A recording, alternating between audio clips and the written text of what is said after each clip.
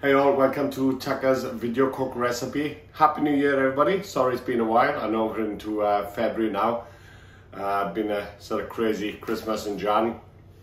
But tonight just going to do a quick reverse sear sirloin. So it's a 400 gram and it's a nice thick piece. So look, really simply just to start it off, I've had it in the fridge about an hour just to bring it up to room temp. And then I just want to get that paper towel and just take all that moisture off it. There we do. And then on that little fat, just going to take a little sharp knife. I'm just going to give it careful, being careful not to cut the meat. And just a little crisscross, and I'll just open it up a bit so when we come to sear it off, we get a nice caramelization. There, salt. Don't be shy with the salt on plenty of seasoning. It's a thick piece, so it'll take plenty of salt, especially on the fat there. On that side, and then the third side. And I'm just going to do this indoors. It's pretty windy out, so the old barbecue is not functioning great. You can do this on the barbecue. Just a little bit of pepper.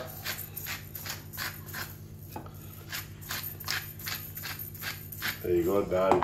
So what I've done, I've just set up the oven fan base at about 80 degrees, and I'm literally just going to pop that in there for maybe 20 to 25 minutes maybe, and then we're going to take it out, just have a look, see how it is, and then we'll rest it for about 15 to 20 minutes and then sear it off at the end for about 4 or 5 minutes. And the great thing about that is pretty much once it's seared, she's ready to serve because you've already done your resting. So it gives my wife a chance to get the salad and everything ready. Alrighty, so we're just going to pop this very quickly into the oven. Always great if you can just sit it on the rack, and just so the juices, when the drip can go down so it doesn't sit in its juice. Just pop it in the middle there, and she is set between 80 and 90 on fan bake, and we'll check in about 20 minutes. Alrighty, so steak's been in for about 20 minutes. So I'm just going to have a quick check.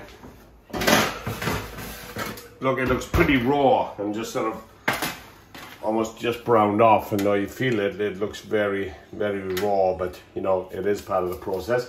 So I want to aim there, if you've got a little temp probe is always good. We want to aim for about 100 to 115 internal temp. So what I'm going to do now is rest it, and then that saves the lid there. So just loosely keep it on the rack, so it keeps it nice and dry. Just loosely cover it in foil. I'm going to rest that for 15 minutes, come back, finish it off in the pan. Right guys, steak has been resting for about 15 minutes. Just pop it up.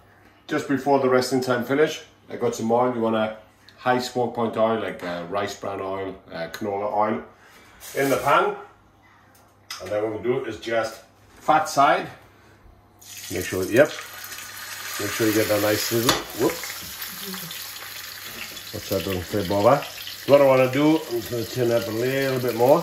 I want to really sit on that fat.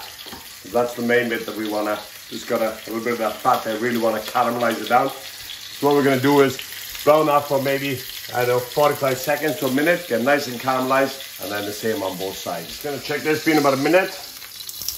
There you go, you got that nice color on there, which is what you want. So what I want to do now is just, there you go, on that side there. And then probably maybe another 45 seconds, and then same on the other side. All right guys, so that's a nice sear all over. So you can see we've got that nice bit of caramelization there, just sort of all over.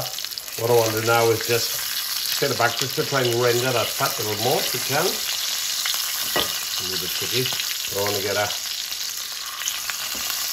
nice knob of butter just to finish it off for 2 seconds. Throw that in there. Oh, ouch. And then just with a spoon, as soon as that melts, you just want to give it a good basting, and that'll really give it that nice sort of rich, nutty, caramelly flavour, you know. So this is called the Maillard reaction. This brownness comes into play if you do it like I did. But no, it's it just gives it that nice nutty texture. I'm just going to blast it for a second. You really want to get that all over. I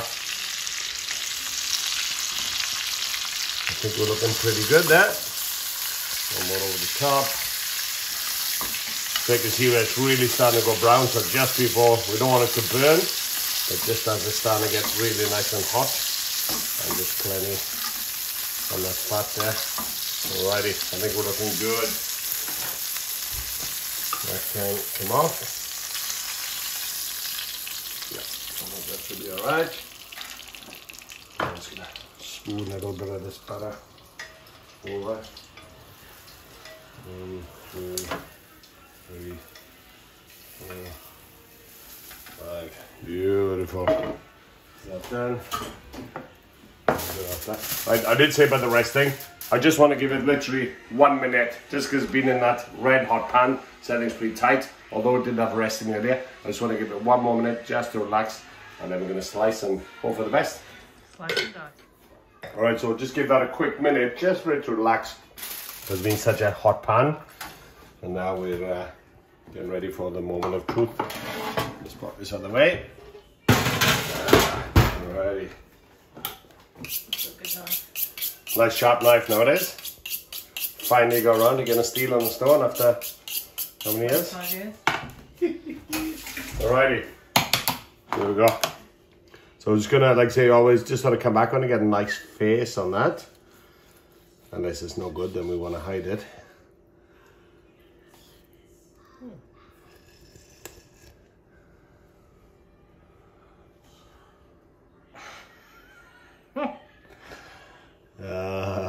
That looks pretty good. I am pretty happy with that. So notice that that Maillard effect that I was talking about is basically when a certain amino acid and a reducing sugar, they combine and form a molecular process. When heat is added, it's a non-enzymatic browning process. Chemistry A level, here we go. There you go. I am pretty happy with that. I'm just going to try a bit.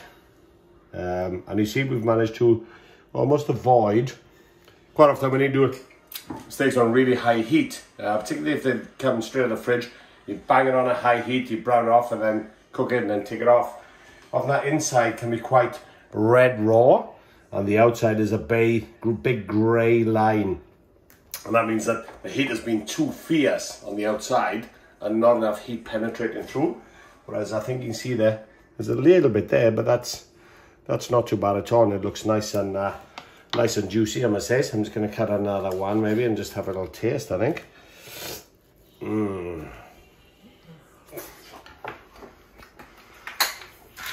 bit of salt.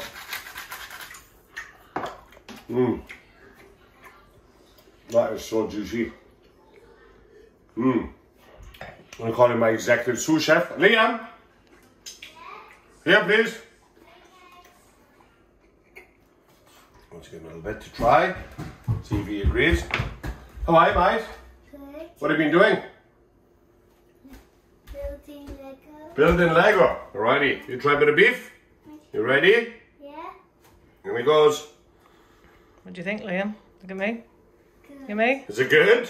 Yeah. You like it? Yeah. Alright, do you want a piece? Yeah. Alright, buddy. Cheers. Thank you. You're welcome. You're free to go. It's $5 later. Alright guys, so that is basically the reverse seared sirloin. How many hours later? About 15 years later. So there you go. There's a few processes involved, but it's actually a really simple step. Doing that way, she went in the oven for about 20 minutes. It gave my wife, time to produce this lovely salad, without having to stress and timing, And you can rest it for 15, 20, even 25 minutes if you need. It'll just cool down because you're going to get that heat when it goes back in the pan, and it's a lot easier to judge. And I'll say if you got one of those little meat thermometers, even easier. Once it comes out of the oven, you want to be looking for about 110, 115, and then rest and into the pan, just bring it up to about 130, which is a sort of 120 to 130, which is a sort of rare, medium rare.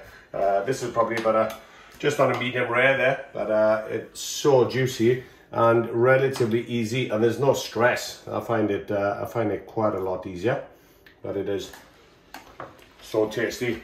Really miss everybody on Saturday morning. I do miss me on coffees and chats about Albert. He is currently looking for another site. How long, where, we don't know. But in the meantime, we'll continue to serve you as best as we can online. If you've got any questions or any requests, please click the message. But also, as you've probably seen in the news, with what's happening, you know, supplies, prices.